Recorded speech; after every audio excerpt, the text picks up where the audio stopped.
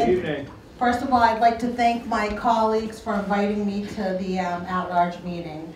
As a ward councilor, it's I know that we have 7 wards in the city of Brockton, and you're served by your ward councilors, but we have 4 very important people, and those are our at-larges that are here to help you with anything throughout the city.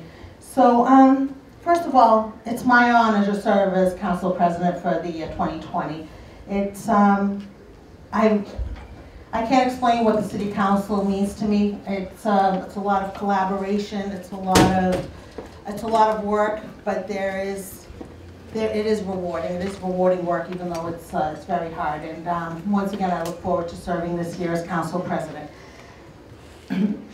As far as the what Councilor Fowler just mentioned, it's all about teamwork. It's about collaboration. It's about communication and education. So that's what our goal is. Our goal is to work together to make sure that our residents, our students, that everybody, even our colleagues, that everyone's educated and that everybody's working together. And that's what we hope to do. I'm not going to take up a lot of time. I will be here if anybody has any questions for me. But as with everything in the city, we have amazing resources. I hope people take advantage of our website. We have information as far as all of our phone numbers, email addresses, meetings. There's a lot of meetings in the city, so if residents want to get informed, go check them out on our website, check them out at City Hall, but we have a lot of places where, we have a lot of meetings that people need to get involved and informed. So please check that out. My phone number is 508-451-1632. It's always on me. Always feel free to contact me with any questions at all. And I know my goal for this year is really it's communication and collaboration. So I thank my colleagues again for inviting me this evening. Hi, good evening. For those of you that don't know me, my name is Manny Gomes. I've been with the police department I'm in my 34th year. I grew up here in Brockton. I'm originally from Madeira, Portugal. But I've been a resident in the city for a number of years. And I grew up here, went to school here. Although I don't live in Brockton right now, Brockton has been deep in my heart and has been my entire career. It's been an honor to be a member of the Brockton Police Department. It's an even greater honor to be the chief. It really is.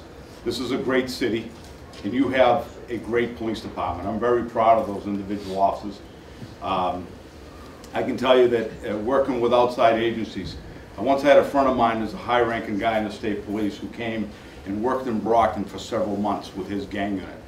And at the end of that, he says, I don't know how you guys do what you do with what you got. And that is a reflection on how good these police officers are. But I'm also telling you, can we do better? Yes, should always strive to do better. And that's one thing that we're trying to do. And as we head towards the summer months, and as you see, we have spikes in crime. We have to deal with those things, and we have to adjust on a daily basis. We have officers doing a great deal of many things that we have to do. So looking forward, I'm hoping that you're going to see more officers out in the street, and we're going to streamline the service for our constituents and make, especially the quality of life issues. We really want to address those things, and please, I'm going to stick around, answer any questions. I'll be here, and please, at any point in time, feel free to call and speak to me about any issue, anything I can do. We will definitely bring that forward. Thank you very much. Good evening, everyone, and thanks for coming out. I want to first thank the folks that voted for me and trusted me to do this job. So far, it's been a lot of learning, mostly, since we started. So a lot of getting to know who the department heads are and who the leaders are in the community, and getting to know a bit about how everything works at City Hall. It's been a great, great pleasure to serve you thus far, and I hope to continue to do so. And I want you to know, just like I said when I was running for office, that I'm here for you and that I'm available. I'll always try to get back to you as soon as I can, although I'm a bit backed up right now, my phone calls that I have to return, but I'll always be available, if nothing else, to listen and to try to get you the information that you need and to try to help you, navigate through the system if you need to, and to reach out to folks that may have the answers that I don't. So just letting you know that I'm available. I'm learning, I'm in that phase, that we still need some time, our newer counselors, to get to know how things are going. But I have had folks call out, reach out, email, phone calls, and I've been able to help them with their situation. So I'm here for you. I have cards that I'll leave out before I leave with my contact information. Whatever you need, I'm here to try to help. Thank you. And I'll take questions as well after. Good evening, everyone. Thank you so much for being here. And as Tina said, it's really a pleasure and an honor to be able to be up here and serving each and every one of you.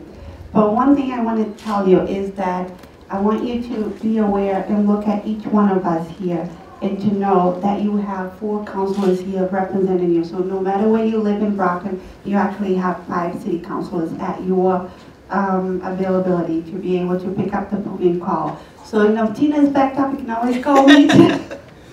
So we're here for you, and we really mean it, because we want to make a difference in Brockton, and we're only going to be able to do it if we work together. So I don't want people, when I'm going around and knocking on doors, telling me that their voices are not heard, because your voices should be heard, because you should be here speaking up, telling us what you need, telling us how we can help, and we are here for you. So use us, call us, email us, and we're here to do the best that we can and give you an answer and be able to get back to you and let you know what things can be done or maybe cannot be done, but at least give you an explanation. So I'm very happy to be here tonight, and we're going to be here answering questions, but most of all, we want to listen and hear from you and be able to know exactly how we can help you. So that way we're just starting out our journey, and to be able to do the best job that we can and be working together as a city to make the city of Brockton a greater place to live. Thank you so much for listening. Thank you for voting for me, and I really appreciate it. Thank you.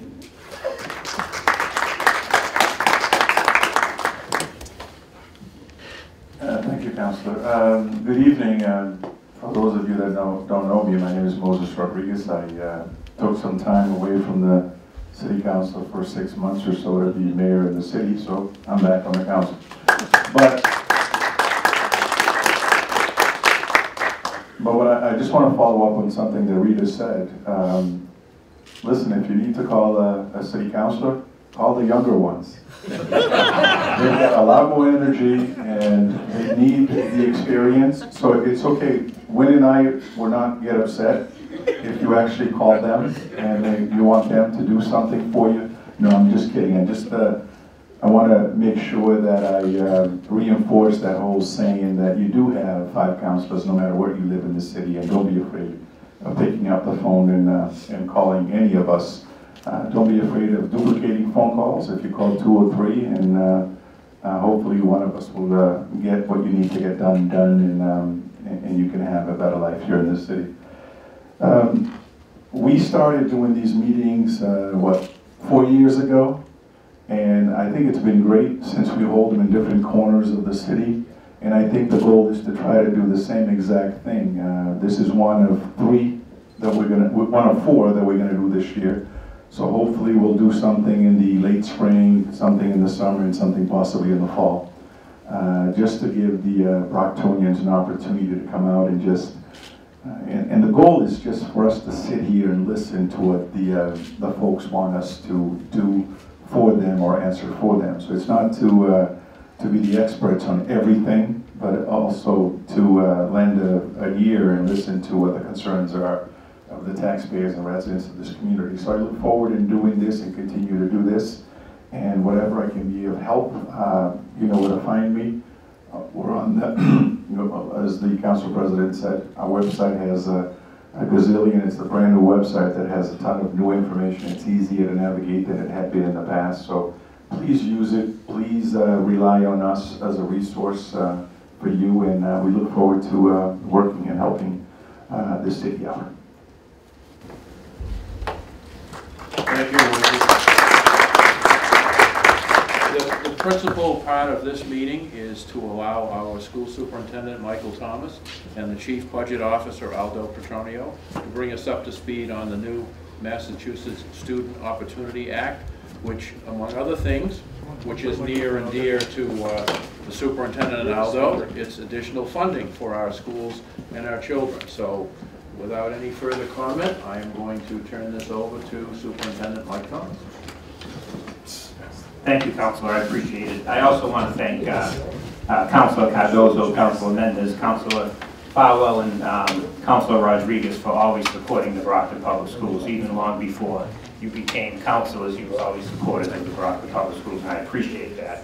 I want to thank former Mayor Rodriguez. I started as interim superintendent in July, and obviously that's when Mayor Rodriguez started as the mayor. So always for the 6 months he and I spent together, he was always very supportive, very easy to talk to. He and I talked every day, and he was a great support. So I thank him for that during those 6 months, and he continues to be a great support. I also want to thank Councilor Cardozo.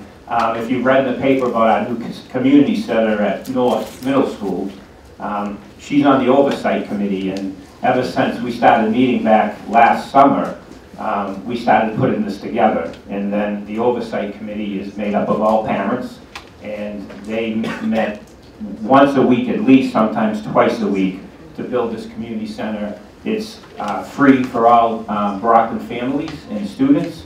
All the providers volunteer their time.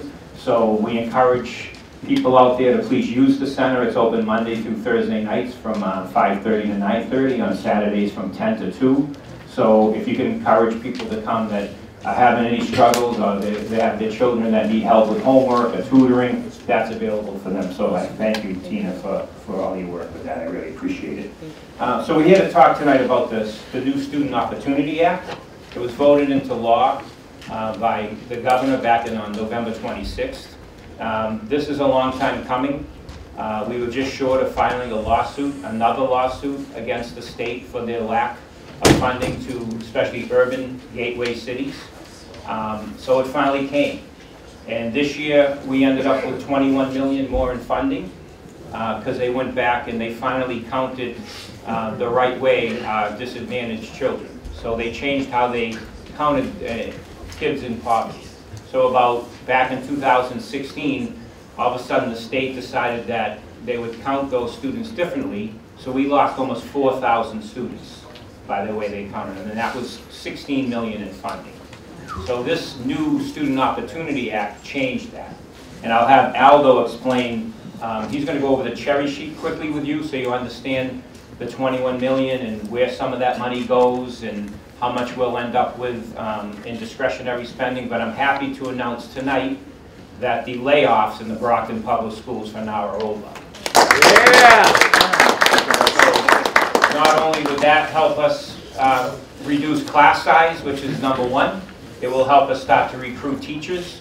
It will help us recruit diverse teachers, because we're not going to be laying people off every year. And when you lay people off for the last 6 years in a row, you can't recruit anybody, because people, they don't want to come and work someplace where they're going to get a pink slip every year. So that's really hindered us as far as especially building a diverse teaching and administrative staff, which is one of my major goals. And now that we have funding, we can actually build towards that. And I'll let Aldo go over the funding, then I'll come back and explain more about the Student Opportunity Act. I passed out, this came from I'm part of the School Superintendents Association. I'm also part of, when you're a new superintendent, you have to be in a new superintendent induction class for 3 years. So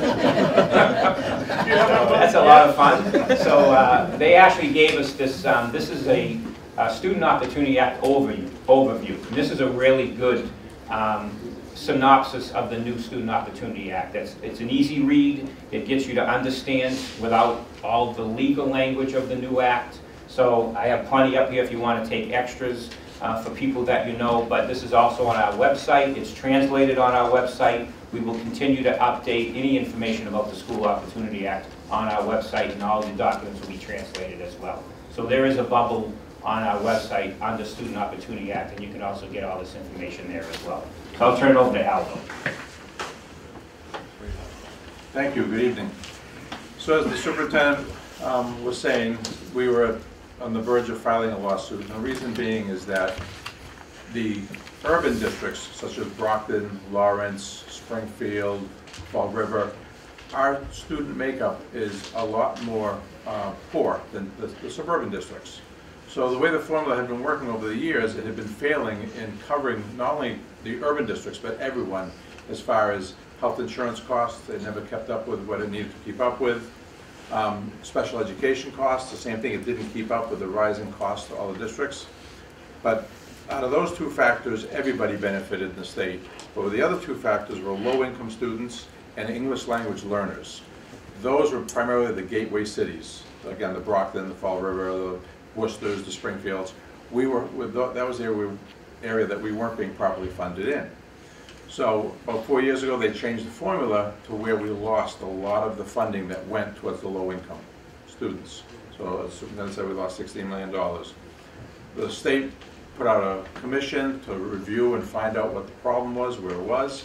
They got their recommendations on what to do, but the state had been failing for over 4 years to act on this. That's what led us to get together with Worcester and New Bedford to begin filing a lawsuit. We had law firms that were going to do this pro bono for us. So literally shortly before we came out with it, they came out with their plan. And their plan was to begin to phase in over a period of 7 years the funding to properly meet everyone's needs. So for the suburbs, it was a little bit of money. For the urbans, it was a lot of money. So they, at that point, did the first year, which is FY21, which will begin next July 1st, we're seeing an increase of $21 million, and a big chunk of that is primarily because they are now giving us the funding for our lower income students that they had taken away. They had taken it away simply because years ago we did lunch applications, and they based the number of lower income students from your free and reduced lunch applications. They went to a new system where they simply took our student database, compared it to the food stamp and the mass health databases. Any students that matched up, they counted. Any students that didn't, they did not count.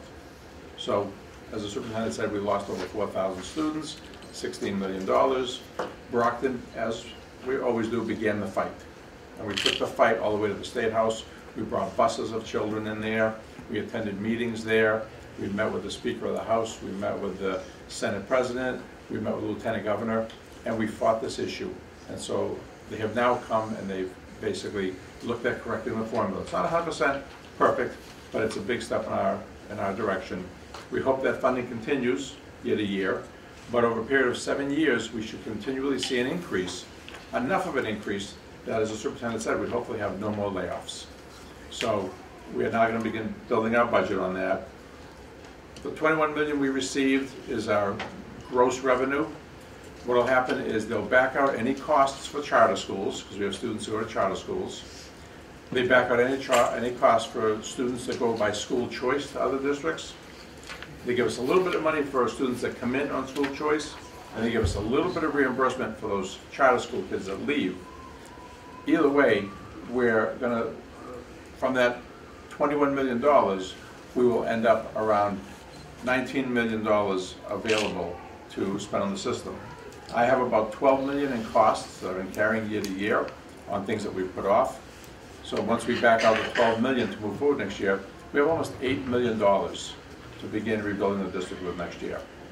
It's actually a pretty good amount of money because we're in pretty good shape across the district as far as the number of students in a classroom. But the superintendent's going to work at bringing those numbers down to have class size that's controllable. He's going to look at bringing in a lot of specialty positions such as student adjustment counselors and counselors to work with our kids. And at the same time, we want to bring back computers. We want to bring back new books, which we haven't had in years. We'll begin to phase that all in over the year. So the Student Opportunity Act requires us to do a lengthy report that's due by April 1st on how we're going to expend these funds. So we're working day and night trying to get that report done because we just got it last week, the outline, and it's due April 1st. So we'll be putting that plan together and giving that to the state on how we plan on spending these additional funds. And then going forward, we'll follow that plan, and we should see success in our system.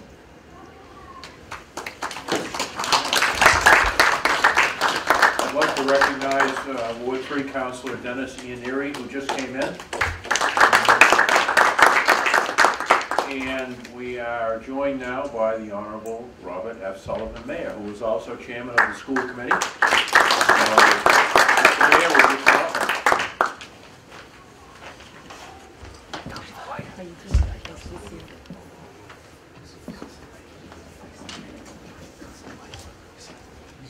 The mayor lost 40 pounds, by the way, and I'm 63 pounds, thank you very much. I am extremely jealous, very jealous.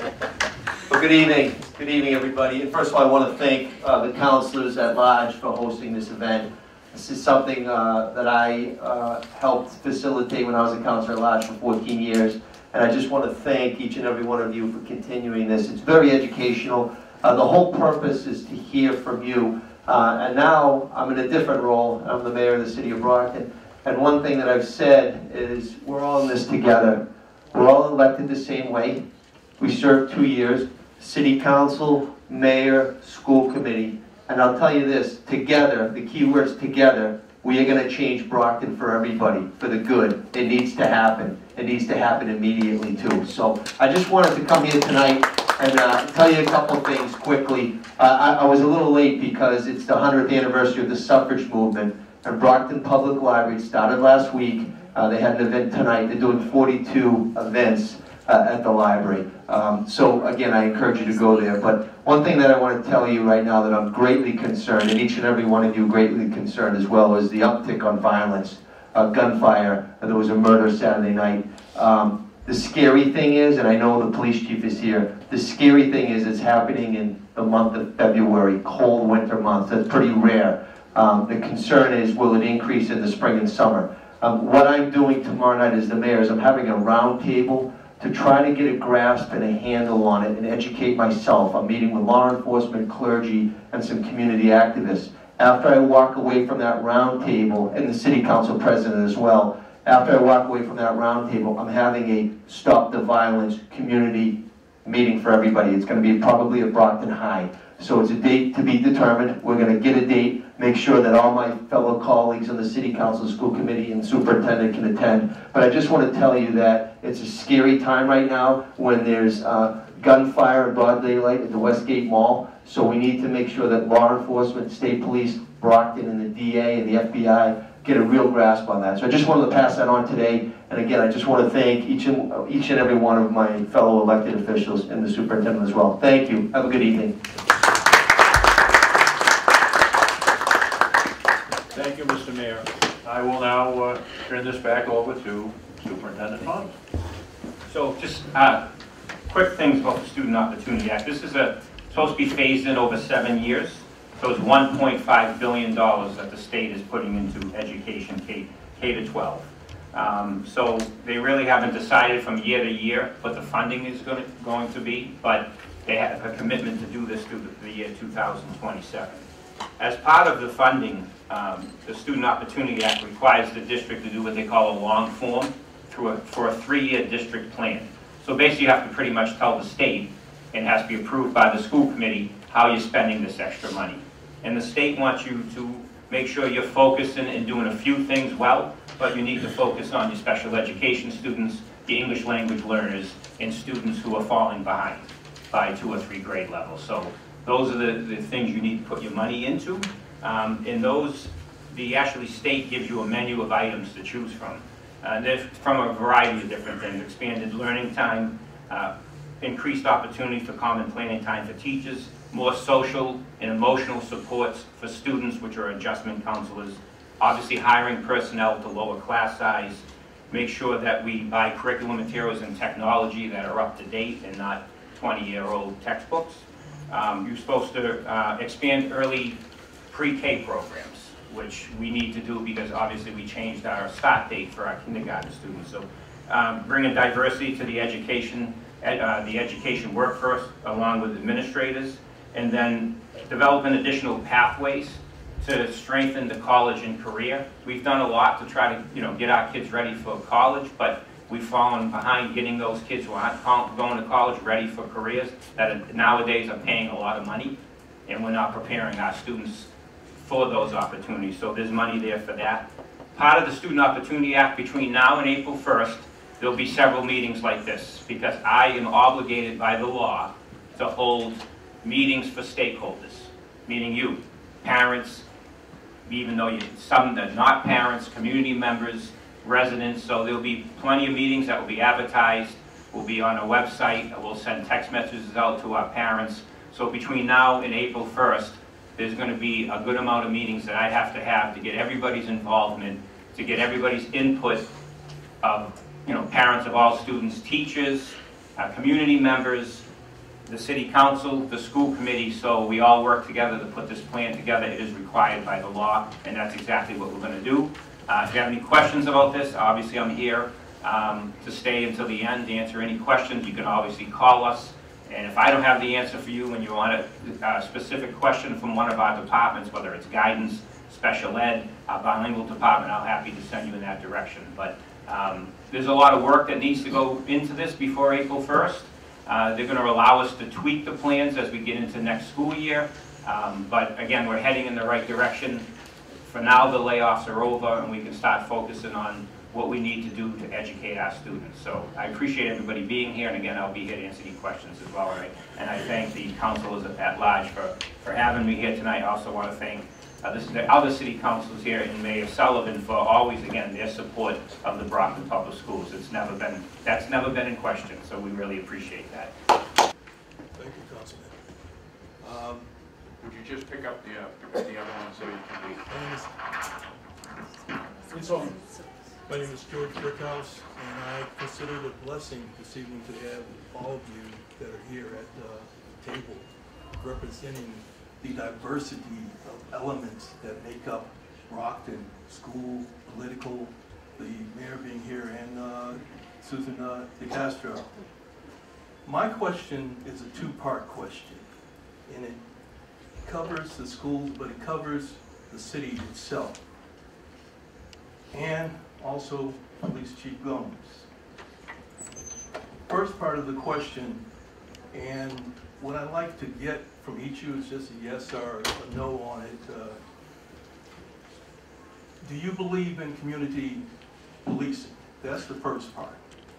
The second part is, do you believe that community policing could be helped by junior and senior high school students participating with the police in summer programs to see if, number one, if they might have a desire to focus on law enforcement as a career, and number two, to be in the community. I believe what it does, it enables peers to see them doing something in the summertime that they're getting paid for. And also, in the community, it means that you, as a parent, watching over your youngsters, you're not going to let anything go down in a negative manner and not make sure that that youngster is taken care of. And I bring this knowing that it is being done in Boston, and it is being done in Cambridge. And in Cambridge, they've taken a summer program and are expanding it to the entire year.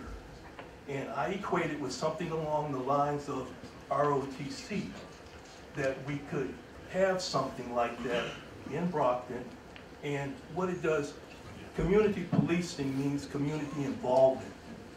And this gentleman's question, I had a student of mine at Brockton High, and as an educational advocate, I went into a meeting with he and his counselor for the fact that he was flunking a class. And I said, why is he flunking? And the teacher said, well, the first thing I have to do is to tell him to take out his earbuds. And as his also basketball coach, I spoke to him in a different way. The teacher and the counselor were kind of a bit surprised, but he said, this is how Coach and I relate. And the thing is that it's respect that's needed on both sides. And what we are doing right now, and especially Superintendent Thomas, has got the role of maybe Moses for our schools. And you're going to have to set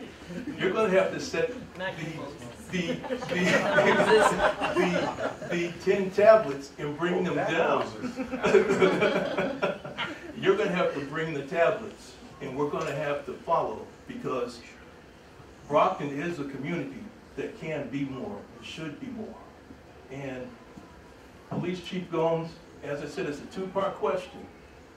All I need is a yes or a no from each of you.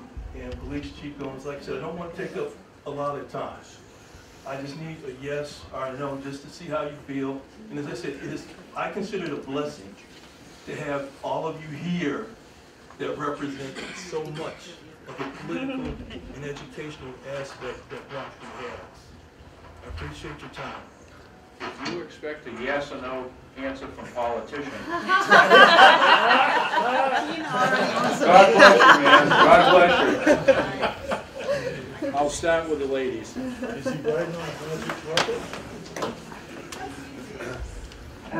Mr. Brickhouse, was it Brickhouse? Yes, it is. George Brickhouse. Pleasure to meet you face to face. We spoke on the phone earlier this week. Had a great conversation about some things in the community. Great question. When Chief Gomes was appointed, the first thing we did, Councilwoman Mendez and myself and Jeff Thompson, who are the three new folks on the block, reached out to Chief Gomes to address that very question around community policing. I think it's important. I think Chief Gomes earlier spoke to how he wants police officers to be more visible. He's definitely on board. I mean, I'm not speaking for him, but we had a great conversation around that. And that's why I think that I'm encouraged by what we're doing here with Mayor Sullivan and the school department and all of the leaders in the community, the chief of police. We're all committed to working together to address some of these issues.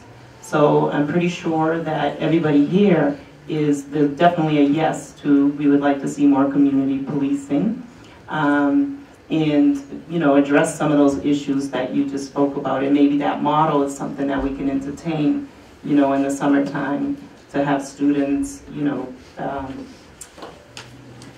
be in a program like that, you know, that want to pursue a law enforcement career. My brother's a Boston police officer, and he's on a bike unit there, and Chief Gomes and I talked about that and how that's something that is really important because they're visible on the bikes in the warm weathers in the community. So that's something definitely that we should consider. Yes, so that is a great question, because we were really talking about that, because that is something that we're very committed, and we believe that in order to change the city, we have to change how the culture views a police officer, because it's culturally. Like in some countries, you view a police officer as someone that you cannot say no to, that you have to follow the orders, and a lot of communities, they're afraid of police officers, but not because of anything that our police officers are doing wrong or that they did that they didn't like. It's because what they bring with them and their background and how they view it.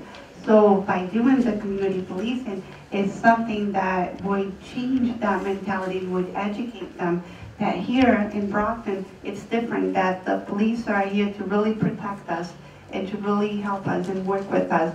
And the more connected the police officers, the police department is with the community, the more we'll know about all of the criminal activities going on, because that way they'll be able to get back to the police officers and let them know what they saw, what they heard, what they know. If they don't trust the police officers, then that's a big issue. And that's really mainly what I see. We have a very diverse population in Brockton, and culturally, we don't really trust police officers in a lot of countries. So here in Brockton, we want to change that, and by changing, I think the answer is definitely community policing. So thank you so much for the question. We're working on it, we're on board, and we want to see some changes, so I agree with you. Thank you.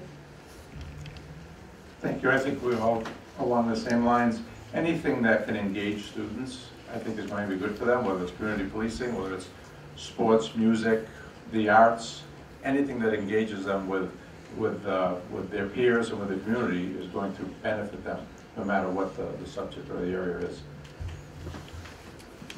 George, you probably know I spent over 25 years on the Brockton Police Department.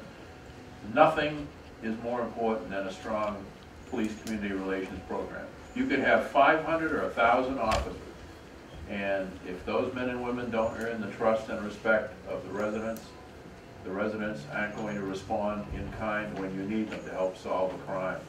Specifically with respect to summer, it always amazes me that most of the activities for kids are school-based, but yet schools, as you know, get out in June.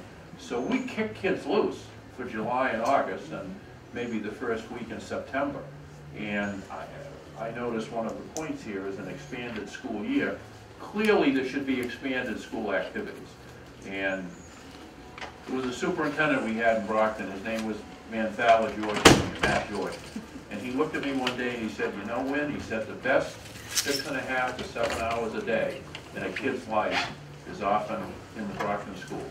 You don't know what they go home to, you don't know their living condition, you have no idea what their life is like, but the schools are where they thrive. So in particular, I think we need to do more for our youth all year round, but especially during the summer months, when there's really nothing left for them to do school-based. Absolutely right. So with some of this new money, we will be expanding some of our summer programs. But when it comes to obviously community policing, we have school police.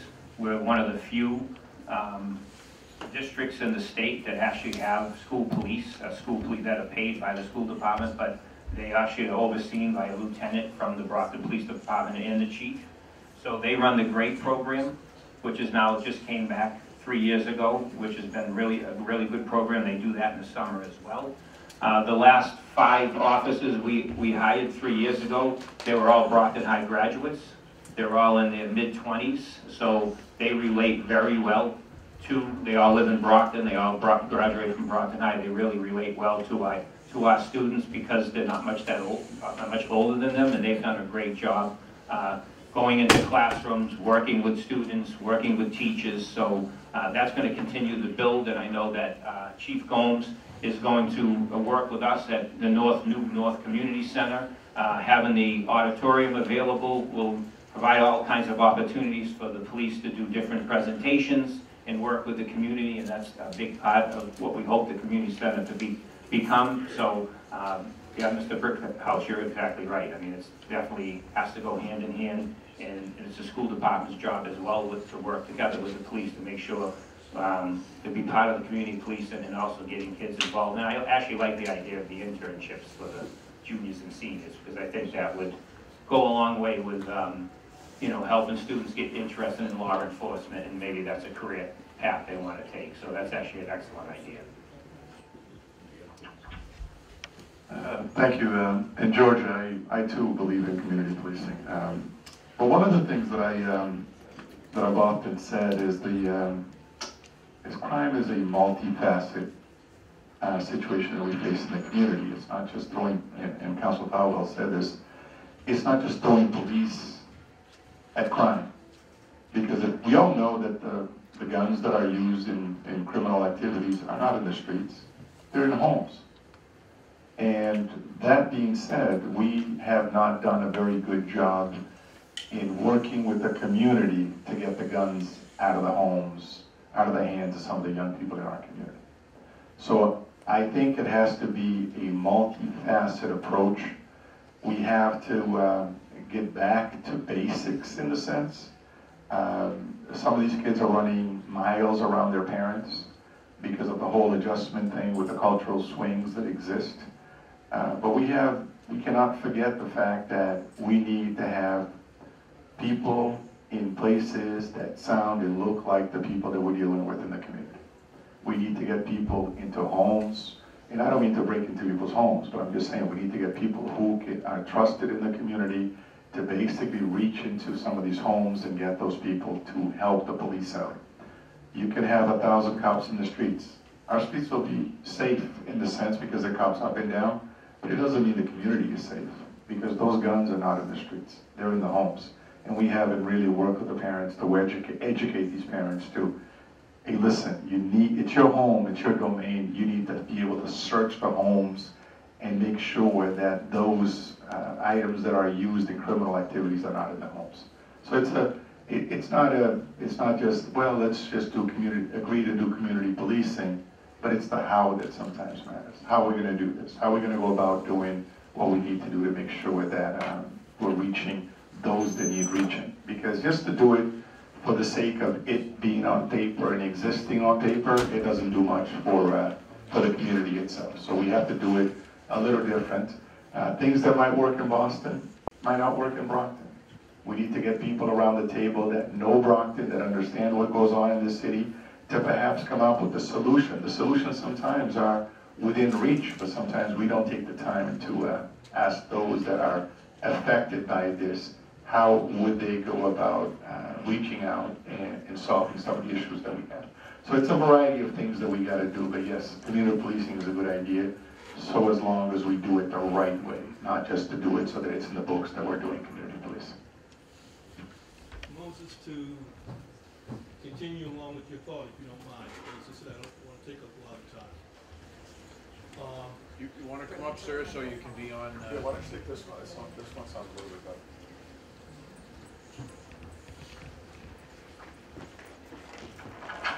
As I said earlier, I do consider it a blessing to be able to chop it up and have dialogue with the community. I mean, I'm really appreciative of the time. The student that I was making reference to with the earbuds, with his teacher, the class that he was flunking was film studies. And film studies consisted of watching a film and doing a one-page paper. He was flunking because of the earbuds and the fact that he wasn't relating. So after we had that discussion and the earbud piece was taken out of the mix, the next film was going to be Get Out. And my response was that if you don't get an A on the film Get Out, then you and I have some serious problems. Afterwards, he and I went to Frank's to get something to eat. And during our time at Frank's, he jumped up on his side of the table and said, they're not teaching me and helping me with anything that I need to get through in my life. And so what Moses was saying, I point out, I have a 501c3 program called Dare to Be Great. Part of the program is going into homes. I know that teachers don't have time, but part of the program is going into the homes. I've gone into homes and had parents say, Coach, what are you doing? Turning off the television set. I didn't come here to watch television with you.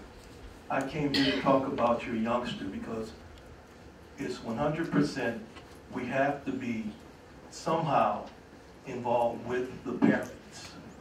We have to. One of the things that Councilwoman Cardoso and I were talking about through the community center was what I'm looking at doing is a 6th grade program. In the 6th grade, the reason is that parents have to drop off and pick up their child. So while they're doing that, the opportunity is there to also talk with them about what's going on in the home. Because the home has to be the basis. It isn't the teacher's responsibility to raise a child. It's the teacher's responsibility to help educate a child and to advance his knowledge and his understanding. It's the parents and the community. It takes a village. It takes a village. And Brockton has an opportunity to be the village. And as I said, you were 100% on point. It's got to start in the home, and we have to find some way to do that. As I said, I just consider it a blessing to have the conversation this evening and the chance to chop it up with in terms of what's going on in George Brickhouse's head.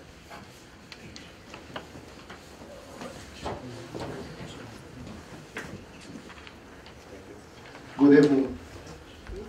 My name is Adius Pierre, and I'm very happy to be here tonight.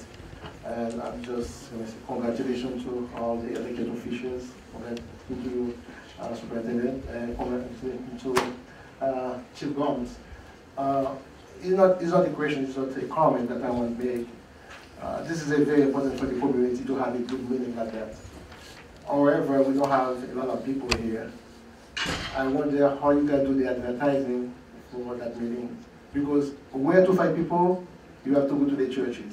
You can send the invitation to the churches and send the invitation with the kids, because not everybody have access to social media. I found out last night on Facebook from Enterprise. So, but some people are working now, and I was wondering if today is a good day to have that meeting. Would you consider to have another day like Thursday, or maybe Sunday? I don't know. But I think, like the superintendent just said, we're gonna have more meetings like this. So next time, think about other folks, where to find them, because the meeting is for them. That's all I want to say. Can I draw over? Oh, microphone, okay, yes. That's what I want to say. Thank you. Thank you, Adius. That's a great point, and I was gonna bring that up. I see my buddy Adriano Cabral back there, and I see Eva right there, two folks in the media. And I was actually on Eve's program this week in Randolph, so I'm happy that you all are here, because this is a great way to get information out. Although this is in English, I'm happy to come on programs to explain some of the stuff. That's why I'm taking all these notes. And then bring, hopefully, a translator, a person along to help. Because I think, like you said, Addie, is a lot of our older folks, they're not on social media. So the radio, the television programs are very important in getting this information out. I think we need to do more of that. And then as far as, you're right, we need to meet people where they are. So the churches are super important. I've always said that. That we have to have a better connection with the churches. It's a great way to disseminate information. So there's work to be done around how we communicate in this city and how we get information out. Thank you for Brockton Community Access. They do a great job in putting information out there. But again, it is in English, so we need to be able to to have it in Haitian Creole and in Spanish. Inez is here too. Thank you, Inez. Get information out there in Spanish and Février and Creole and in Haitian Creole. So we have to do a better job of that. And you're right, maybe find a different day that people are more available to come out. So these are all things that I think about a lot in trying to, because I run my own programs and it's always a challenge to get people out. So trying to find savvy ways to get people more engaged. I know Eva's doing the census, and she's been going nuts trying to find ways to get people engaged. So, it's a challenge for all of us. And the demographics here certainly has changed, and we don't want the same people coming to these programs. We want more diversity, more folks coming out and listening, and we want to find better ways to get the information out. So yes, we have some work to do in that area. Hi, Adios. I just want to say I completely agree with you. And I agree with what Tina said too, because we definitely need to get some interpreters to these meetings and have other cultures and people also in the city to be involved and to be here and get the word out there. So we have to do some work on that, but at least they can watch on YouTube or TV. And yeah, but that is a good point. We definitely need to do something better. Thank you. Thank you. And I don't mean to interrupt, but I did want to make a comment for Mr. Brickhouse. You brought up a very good subject, which is community policing. As everybody mentioned, everybody's in support of that. I know we've been advocating for that for years now in the city, so hopefully we're going to come together and with Chief Gomes and really get it going in our community, because that's really what we need. I did want to mention that Brockton Police does offer a Brockton Youth Academy for students in the middle, I believe it's in middle school, because my daughters were able to participate in it. It's an amazing program run by the Brockton Police in collaboration with the Brockton schools, where they teach students to become police officers and not really like police officers, but they teach them about what a police officer really does and what they are in the community and how they, what their actual job is. I will tell you, it's, I believe it's a few weeks. I don't know, it's been a while since my daughters were in middle school, but the students leave there respecting law enforcement, respecting the police, and it's a great program, and I know it's still going on because I do hear about it. I don't know how often or who's running it. At the time, I believe it was Officer Lieberg who was involved, but definitely get the students involved in that, and if we need to do funding to help it move along, I'd be more than happy to work with my colleagues. So the programs are out there. We have a lot to offer in Brockton. It's just a matter of getting the information out to everybody. Thank you.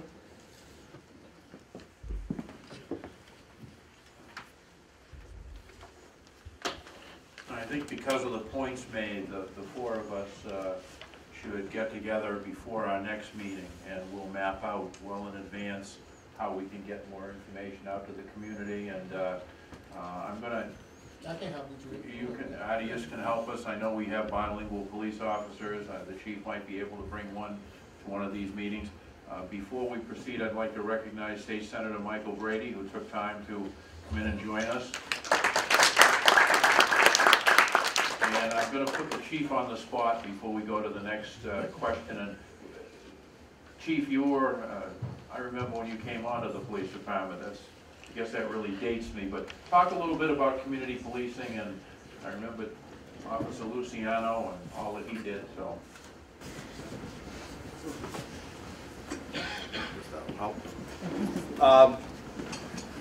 All this conversation about community policing, first and foremost, I want you to know that we're more committed to it than ever.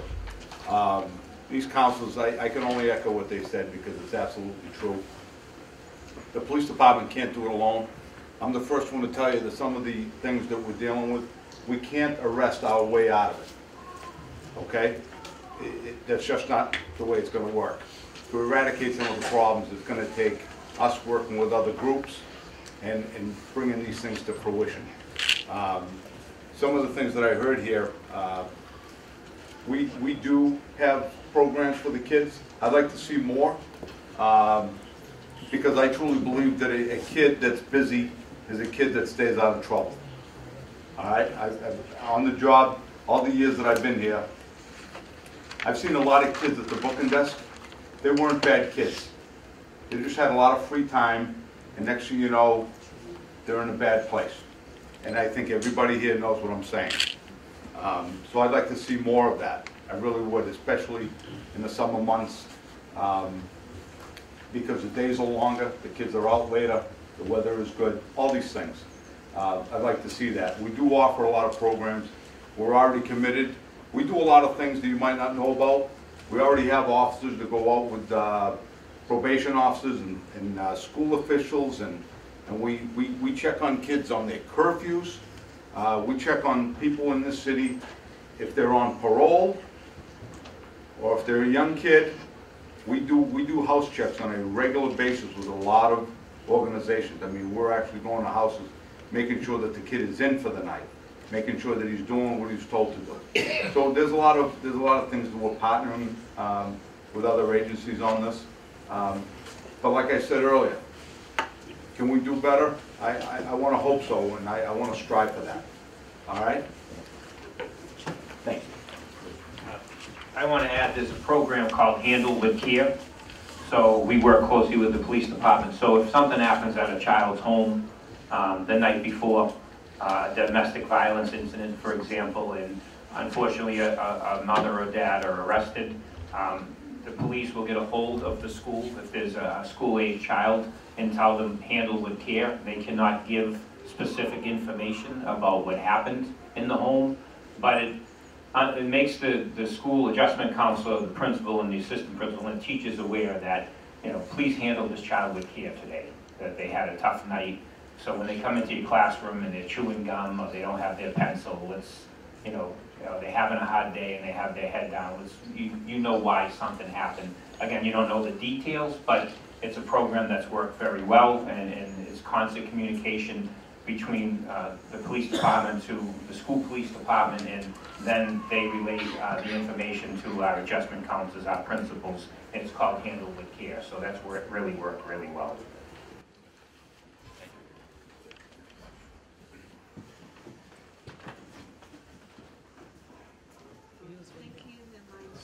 My question to the superintendent. All right. My name's Steve Kelly. Maybe 30, 40 years ago, I represented the welfare department on a dropout prevention coordinating council. I think Mo was on it with me. Councilor McGarry was on it. It was basically a coordinating council that worked at helping out at-risk youth that involved all the full, the state agencies, Massasoit Community College, Bridgewater State College. We had an alternative junior high school. We had a business mentor program. We had a college mentor program. And that went on for 10 years. It was funny. We ended up stopping because the budget crisis, we had foundation money. It stopped and it went out. Well, unfortunately, at the same time, I also got a promotion and started working in Boston, so I couldn't follow up on it and work on it. But I really want to see us bring that back. Is it really worth? It brought together all the state agencies. A lot of times there's programs that the state agencies have that can help us out working in the community. One of the things I got done with that, we were talking earlier about the teen parent program. I was able to put daycare in place that really kept that program running. And that went on, it's still going on and doing really well. Through that program, I got kids that were on the verge of dropping out of school through college. I had one kid that ended up going to Bridgewater State, and then 15 years later, I basically had, my car was, broken down. I bumped into her in the restaurant and got a ride home with her. She's now a homeowner, she's working as a social worker, so this kind of stuff works. I was up in Boston for a meeting on education reform that Val Patrick had. We even had Phil Johnson, who was the Department of Health and Human Services for the state. I went up to him at the meeting and I said, do you remember when you came down to Brockton? And yeah, he did. He said it really worked. So I'm wondering if we can bring something back like that. Tom's program, that was 150 middle school females running. It was a program that happened at North 5 days a week. We still have the Brockton After Dark program, which is run by the mayor's office. That still goes, and that goes at night at different schools. We have a meal program from 6 to 12. We had 300 students involved in that last summer. So there's still several. There's several that I'm forgetting, but we still several of those programs are still running. A lot of it's through grant funding. Some the agencies have changed, but obviously we're always looking to expand. And I appreciate everything you did to help with the Project Grad program years ago, because it is still going strong, and it's a very vital part of the Brockton Public Schools. I'm going to shift gears a little bit. Okay, we just had a tax increase, or the last tax increase. Personally, our taxes went up about $600 a year where we live. Okay. Now I believe there's a proposal before the ordinance committee for a user's fee for the water and sewer. This user's fee is going to amount to $200 a year, flat fee. All right. Wonder if the councilors up here and in the audience would care to comment on it. Rita and I will defer to the senior councilors. I think I'll defer to our most recent mayor. I think I'm going to defer this to... Whoops. Well, one of the things that we have been looking at is, and by the way, I want to make sure that we talk about this a little bit. Our taxes didn't go up. The value of the property went up. We actually lowered taxes. I know sometimes it's hard for people to understand that, but the dollar per thousand actually went down a little bit. And actually, this is probably the lowest tax rates that we've had in this city in a very, very long time. We lowered the business taxes and the commercial taxes, as well as the residence taxes. But the fact that your taxes went up, in a way, it's good and bad at the same time. It shows that your property is doing well, but it hurts your pocketbook a little bit. But I just wanted to make sure that people understood that we did not raise taxes. We lowered taxes. The property values went up. As far as the water rates are concerned, we had a long deliberation over this. I don't know if you know this, or at least the people who are watching us at home know this, but our water and sewer infrastructure in this city is in shambles. We are one click away from not being able to have water in our city for days, if not months. Our sewer pipes are over 100 years old, and they need to get fixed up.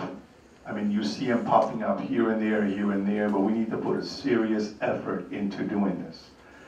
And one of the things that we thought about is that it wouldn't be fair for the general population to pay for the water and sewer. That's why we came up with this idea of implementing a rate increase, not a rate increase, but a user fee within the water users to help us dig into this massive issue that we have that's called the infrastructure. We're looking at somewhere around $60 million worth of repairs that need to be done and replacements of piping in the city. But the good thing about this is that as we go along and start replacing these water and sewer systems, we'll also be able to do the streets. So it's a twofold effort, you know. We're actually asking the community to hang in there with us and help us out as they possibly can.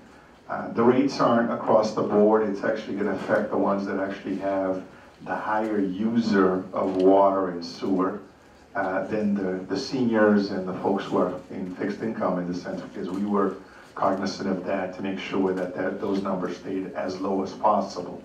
But to be honest with you, we don't have the resources that some of these other communities have. And in order for us to go ahead and try to do the things that we need to do, to be able to provide the services that we have in this community, we have, trust me, I'm a resident of this community as well. My taxes went up as well. You know, and my sewer and water rates are gonna go up a little bit as well, because it's not like the elected officials can kind of scurry away from those rate increases, because it doesn't, we can't avoid that. But trust me when I tell you, I wanted these guys that I've always voted against tax increases since I've been a city councilor. But it gets to a point where you look at, you gotta be realistic. You know, the sewer and water pipes aren't gonna fix itself. And if we don't start taking small bites out of this thing with the small user fee, we're never gonna be able to do this. And again, we are one click away from catastrophe. You know, you remember what happened a couple of years ago with the water pipes in East Bridgewater. Our water comes from Pembroke, and it travels throughout that region. By the time it gets to Brockton, it comes a long way. So we are risking going without water in this community if we absolutely do nothing about this. And the only thing we can do, that we can think of, we came up with, is either beg for money, and nobody's giving us anything because we've been begging for a while. But we felt that we needed to do something within our own city to be able to put in a small increase.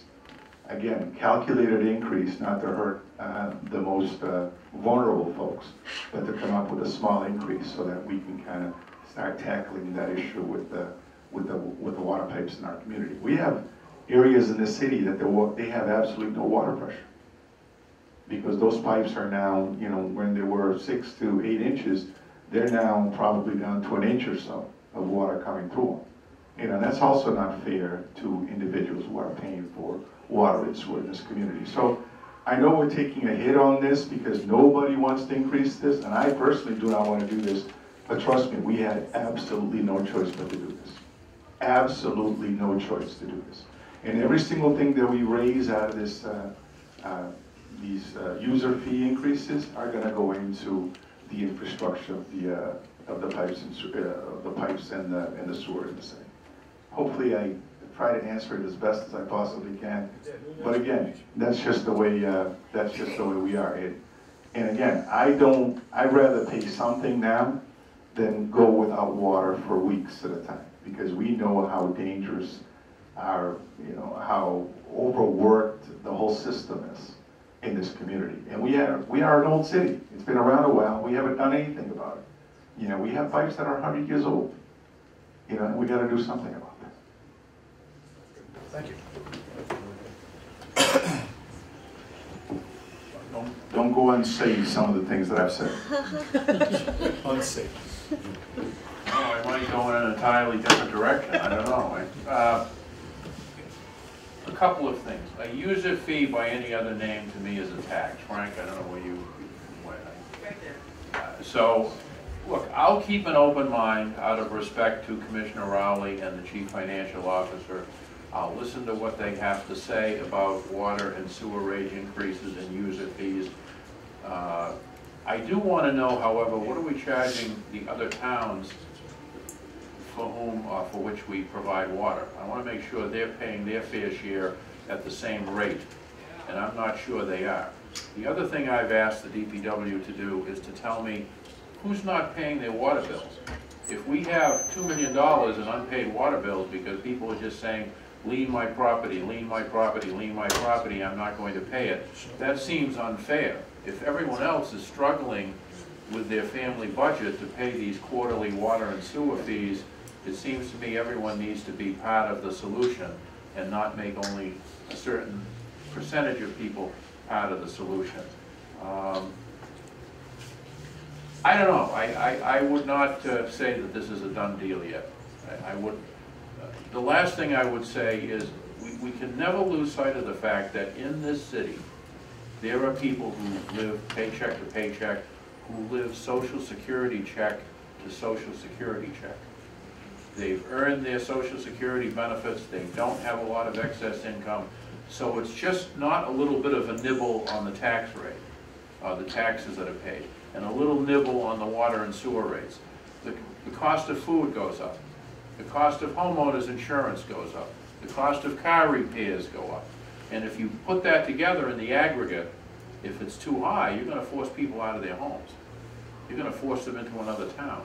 And I am super cautious when it comes to these proposed rate increases until I am absolutely sure that we've made the least amount of increase that we need to, and that everyone is paying their fair share. So I think there's a lot more research and study that has to be done in this before we grab at user fees.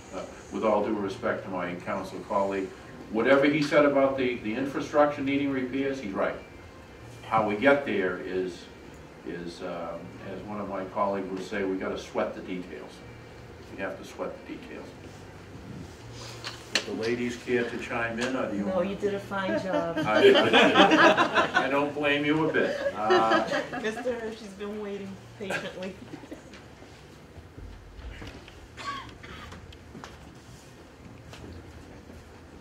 Dennis Hershey, taxpayer, homeowner, voter. I get a little upset sometimes when I hear some negativism about Brockton High School, being a graduate of it and being in the Hall of Fame there. Brockton High School is one of the greatest high schools in this country. I put it in the top 10. You have 4,300 students up there. And I'm going to say this in all honesty. There's probably only 100 at the most that are really disruptive. The rest of those kids are good kids. All they want is a chance to get that high school diploma so they can go out and join the military or go to some institution of higher learning and take their place in society. I wish you people could have seen the great music performance, the Christmas performance. I don't think there's a high school in the country that could have matched that. We recently had some plays at the high school, the winter plays in the drama department. Outstanding. We got a basketball team that's on a roll that's got a chance to win the state championship. No matter what program there is at Brockton High, a kid can get the best. The best. All he has to do is apply himself. So I love having been at Brockton High School. I can tell you that because of it, I didn't have to pay for college. I got a full ride. Maybe I earned that I worked hard in high school, but I earned that a lot of other kids there get full rides too, because it's a great high school. Let's not forget too, that this city, Chief Gomes, on the population of this city, he's 28 police officers short. I hope our city council over the next year gives you those 28 police officers, because I know how much it will help. We really are down in numbers, in our fire department as well. And we have a great fire department, and our police department is doing an incredible job with the lack of police. They're doing an incredible job. I want to say something about the new money that's going to come in, which I think is great to the school system, because Moses, you probably were a product of this. Did you ever have a Cape Verdean teacher when you went to Brockton High or anything? And we have kids who are Spanish who never had Spanish teachers. We had kids who, I mean, it's just crazy. Kids who are Afro-American, they never had an Afro-American teacher, but now that's going to change, which I think is great, because kids need to identify the people. They need mentors. And this is one thing we really, really need. So I make my comments. I'm just going to ask a question now, and then I'll get out of here. I'm hearing, all we're doing is building apartments in Brockton. And we're not bringing businesses into Brockton for jobs. We just had something fall through the other day on, down off of Main Street. We were supposed to have a restaurant and a brewery there. They pulled out. Now I'm hearing the rooftop restaurant is not going to work. Nothing's going on there. We need to have some industry. We need to have some type of entertainment. We need that to come to Brockton. Our Shaw Center and our Rock Stadium are a mess. Believe me, it's a mess. They need to be totally redone. So my question to you is, what are we doing about entertainment to Brockton besides building apartments?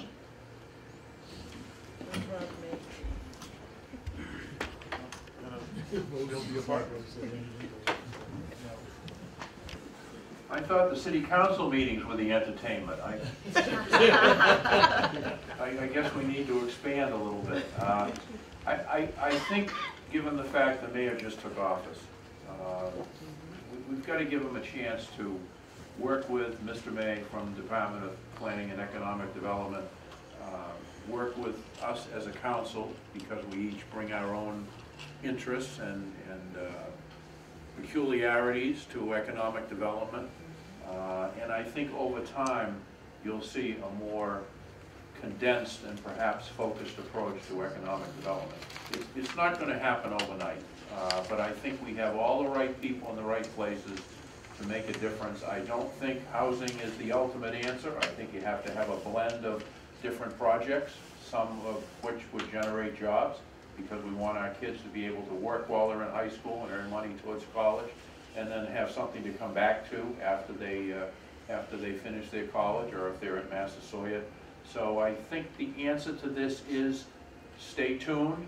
New administration, new council, new team effort, new collaborative approach, new outreach to the community, including the business community, and let's revisit this in 5 or 6 months and see where we are. I do think some of the projects that are already underway need to be continued. We have state funding in place. I think it would be foolish to cast them aside, but let's give everyone a little chance to get their feet wet, so to speak, get focused, and then go forward from there. And I don't know if...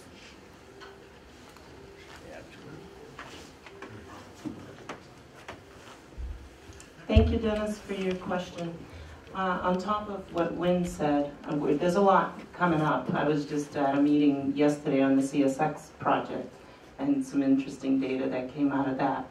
But the thing I'd like to see is the businesses we already have. I'd like to see them thrive, and I'd like to see more educational opportunities for business owners to expand and to, you know, to help their organizations, their businesses thrive in the community. Having sat on zoning and the folks that come in front of us, there's a lot of education that's needed when they bring projects in front of zoning, and I feel like we as a city need to to kind of foster that, you know, to help businesses so that they can thrive, so that they can have more entertainment and more, you know, better food, better restaurant, better services. So besides working with, you know, besides building and economic development, we need to focus a lot more on what we already have. I think there's something to be said about that. You know, let's rally around the businesses that are already here to see how we can support them. And support folks from the community that are trying to build as well. Okay, does that help some? Have a lot of young folks in Brockton. So my question is, what plans? And I'm going to pose this question to all of you guys. What plans do you guys have when it comes to reducing the youth crime and also drug addiction by the youth in Brockton? Well, I'm going to throw this out here because this is up my alley. I don't know if you know this, but we're in the process of getting a couple soccer fields built in the city. Something that we've been working at for the, I don't know, since I came to this community some 40 years ago. We haven't really done much in terms of developing what we could within the communities that we have. So we're looking at right down the street here, putting something that's artificial turf with lighting so kids can actually have access to it during the day and also the early evening hours. There's going to be another one up in the north central side of the city as well, just to give the young people more opportunities. The issue with the opioids that we have in this community, I don't know if you remember when I first came into the mayor's office, one of the things that I wanted to do is bring the stakeholders together to discuss the issues of the opioids, the overdoses, and also homelessness.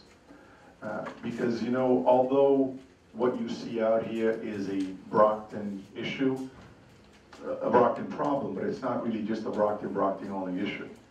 The vast majority of the folks that we have who are involved in overdosing and in issues of in the opioid issues, or even homelessness when you think about it, are not folks from Brockton. They're folks from the surrounding communities that come into our community for services, and they end up staying.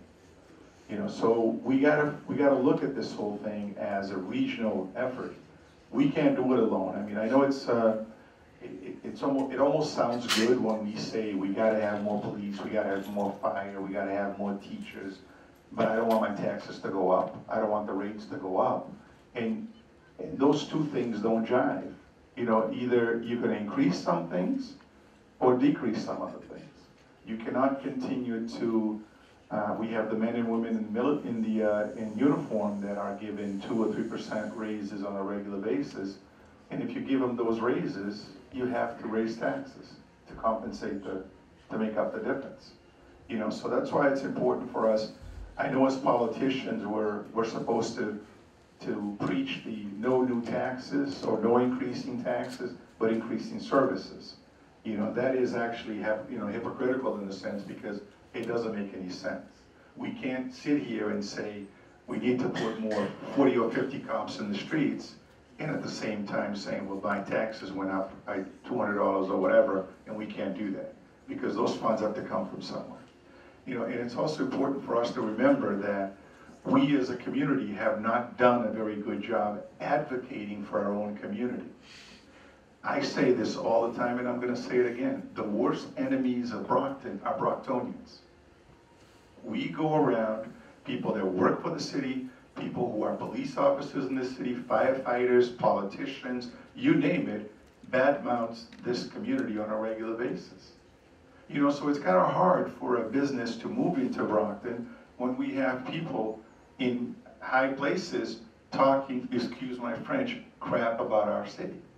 So we don't do a very good job. We don't spend any money in advertisement. We don't spend any resources in campaigns to bring people and business into our community. But we want things to change. How is that going to happen? When we've got people that say, oh, you know, one kid in the Brockton school system did this. Well, it's one kid out of 18,000 kids. I mean, let's put it into perspective. Of course you're going to have those kinds of problems when you have, 4,600 kids running around in the hallways of Brockton High. Once in a while, you're gonna have some issues, but you gotta take it in stride in the sense to realize that we are a city of 100,000 plus people, and those issues do happen in cities this big. So, if it was happening in Avon, it should be a problem. But in Brockton, I'm not saying that it shouldn't be a problem, but you need to understand that we are a city of 100,000 plus people. But we need to become a bit more of a cheerleader, a lot more of a cheerleader for the good of Brockton, because we don't do a very good job in cheering for the city. We sit here dwelling on the negatives, dwelling on the issues. There was a shooting down here, but we don't take the time to say, well, the shooting was actually committed by somebody from Boston, or somebody from Stoughton, or somebody from someplace else. It's labeled in the city, but we don't sit here defending the city as we should. And I think that's one of the things that I've always said, that Brocktonians, to some instances, or to a certain level, are the worst enemies of the city in terms of not promoting this city in the eyes of a lot of people. How is a business going to move to Brockton if I'm sitting there in a room bad-mouthing this city? How are they going to do that? So we need to be a little more positive about this and realize that, cities have city problems. We do have problems that cities have.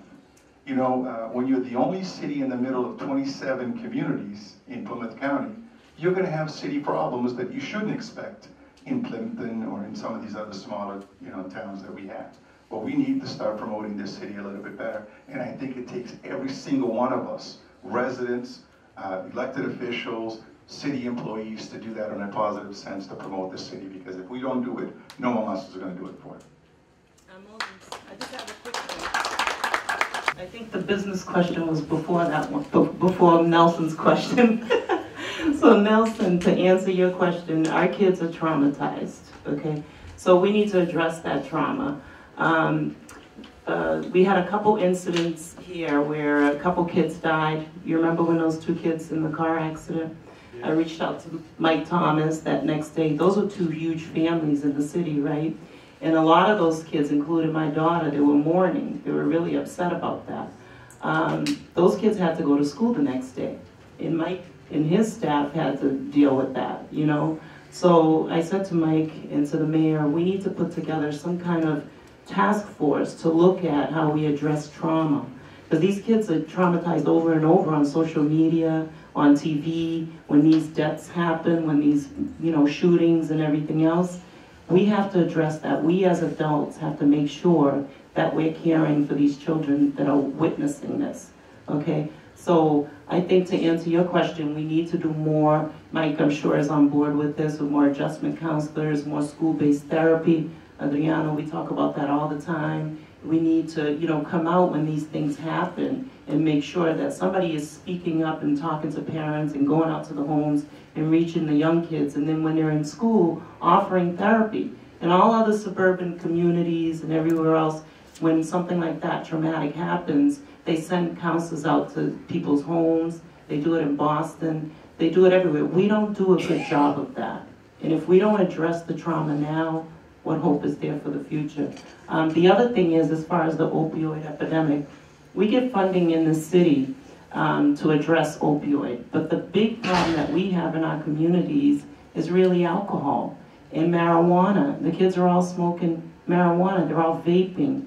We need to do more educational programs for our children around marijuana. We need to address alcohol that leads to domestic violence. Those are the big issues that we have in our community. I'd like to see more AA programs in Haitian Creole, AA programs in Cape Verdean Creole. We don't have those things, and more education around the dangers of marijuana and vaping in our youth. So some of that funding I'd like to see go towards that.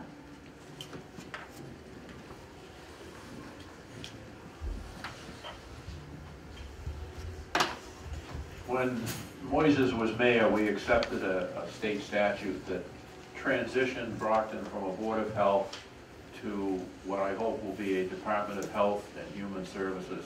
It will allow Brockton to have a Commissioner of Health and Human Services, Under that person, there will be the Board of Health, and there'll be the Commission on Women's Issues, and the Veterans Services, and the Council on Aging. It will allow us to, I hope, aggressively pursue grants at both the state and federal level. It literally will take us from operating like a town with a Board of Health to a major city. And with that department, if it passes through council approval, then you can do outreach to all of the different communities. You can have different pamphlets in different languages, have different presentations in different languages to reach out to people, because Tina is right. It's, you know, we can't forget alcohol. I never smoked, but you know what? Nicotine is a drug too, and it kills people. So if we have a Department of Health and Human Services, I'm convinced that we'll have a much better approach to all of the different health issues. Nutrition, communicable diseases, informational bulletins, such as this virus that's coming over from China. We've just got to get it through council. It will be introduced, it will be debated, and I think that will enhance what Nelson mentioned needs to be done in this city. But lastly, I would urge you to get in touch with the mayor, and those of you who are youth workers, you know, he's got young children, but he doesn't know everything about all topics, so I would make an appointment with him in a small group setting, sit down and try to get some information to him as to where you think we should be going, so that it will trickle down through city government. Yes. I think this will be our last person, and thank you for your patience, folks. I know we ran a little over. Thank you very much. My name is Eva Andrade. I work for the City of Brockton, the Mayor's Office, promoting Census 2020. And I believe the census is going to be the answer for a lot of these problems we have in the city if we are counting our residents the correct way. So if we do a good job with the census this year, our budget will increase, and then we'll have money to tackle a bunch of these issues that we have in the city. We'll have money for better programs for the youth. We'll have money for the police department to create maybe the community police.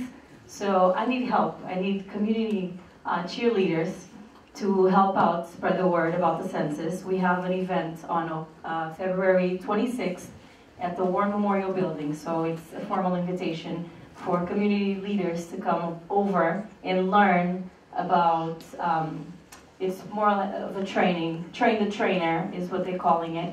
And so we need leaders to come in and learn how to bring the message of the census out so we can engage the community so that we can be counted correctly and we have the funds come into our city. What time? 7 p.m. February 26th, 7 p.m. at the War Memorial Building. They can reach me at City Hall or through my phone, 617-908-8588. I am available for whatever ideas that the community might have that can help us share the word. I know Brockton Public Schools is very engaged. We also have an event on April 1st, which is Census Day, at the new Community Center.